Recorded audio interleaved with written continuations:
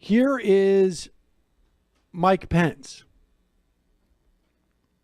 He is being asked by Robert Costa on the Washington Post live show, I guess, about this caravan. And here is the lie that Mike Pence tries to push. Just to finish on the midterms, you're going to be heading out on the campaign trail soon. I am. Immigration's become a major issue. The president keeps talking about this migrant caravan, and he references Middle Easterners that are part of this caravan without evidence. Why is that? And where is the evidence, if any? Well, it's inconceivable that there are not people of Middle Eastern descent in a crowd of more than 7,000 people advancing toward our border. I mean, the truth is, well, let me statistics. Pause it for 1 second. Now, he wants to offer statistics. It is very conceivable that in a group of 7,000 people in Central America, and it's 4,000, I think, but let's just say 7,000 because he wants to double it, because apparently 4,000 is not scary enough for retired accountants living in a lake in Minnesota. 7,000 is enough to take over Texas. 7,000 you could take over Texas if you have enough 4-year-olds to swing around and use as human shields. But the idea that it's inconceivable that there's no Middle Eastern people in this caravan is actually pretty easy to conceive of. Right. And what would they do in this caravan? They're going to move freely through Mexico? They can move freely through Mexico anyways. But let's let him complete this lie, because Costas is like, what? Middle Eastern people? What is that supposed to mean? I mean, the truth is, well, let me statistics on this. I mean, in the last fiscal year, we apprehended more than 10 terrorists or suspected terrorists per day at our southern border, from countries that are referred to in the lexicon as other than Mexico. That means from the Middle East region.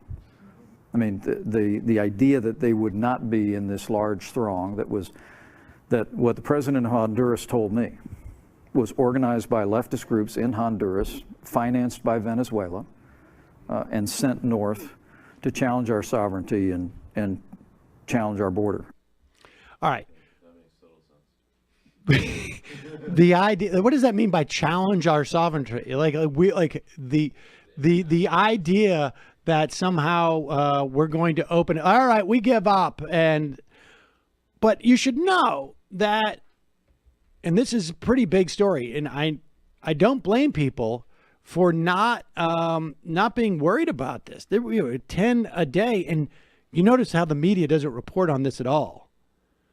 And it's not like they didn't get a heads up, because back in February of this very year, Mike Pence said that the government was nabbing 7 terrorists or suspected terrorists a day on the southern border.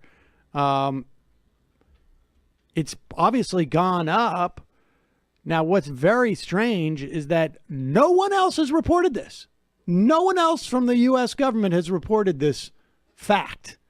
It's just Mike Pence decided to drop this.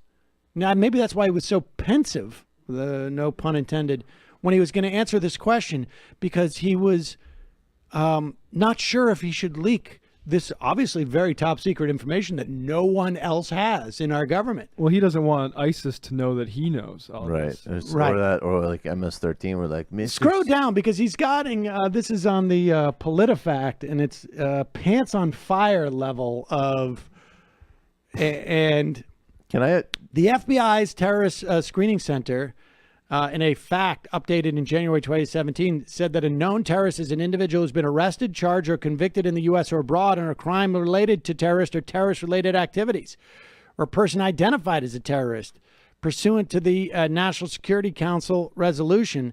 And scroll down. The FBI says that they haven't gotten anywhere near those numbers.